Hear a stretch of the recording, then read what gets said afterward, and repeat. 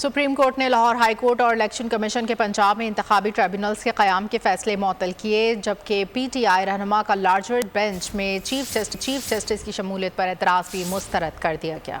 پہلے نئے chief justice کی تقرری، پھر مشاورت کا عمل مکمل ہوگا۔ الیکشن ٹریبیونلز کے قیام کا نوٹیفیکیشن اور لاہور ہائی کورٹ کا فیصلہ معطل کر دیا گیا۔ سپریم کورٹ میں الیکشن ٹریبیونل کیس کی سماعت ہوئی۔ وکیل الیکشن کمیشن سکندر محمد بولے، الیکشن کمیشن کے پاس اختیار ہے کہ مقدمات ایک سے دوسرے ٹریبیونل کو منتقل کرے۔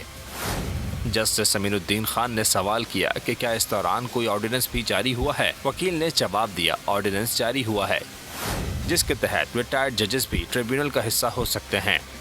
اٹارنی جنرل نے کہا، قومی اسمبلی آرڈیننس کی منظوری بھی دے چکی ہے اور یہ اب سینٹ میں منظوری کے لیے پیش ہوگا، جس پر چیف جسٹس بولے، آرڈیننس اور بل کی کاپیاں عدالت اور سلمان اکرم راجہ کو فراہم کریں۔ وکیل الیکشن کمیشن نے کہا کہ الیکشن کمیشن نے ٹریبیونل کے لیے 9 ججز کے نام مانگے، چیف جسٹس نے صرف 2 نام دیے۔ جسٹس جمال مندخیل بولے، کیا الیکشن کمیشن منتخب کرے گا کہ کون سا جج اچھا ہے کون سا نہیں؟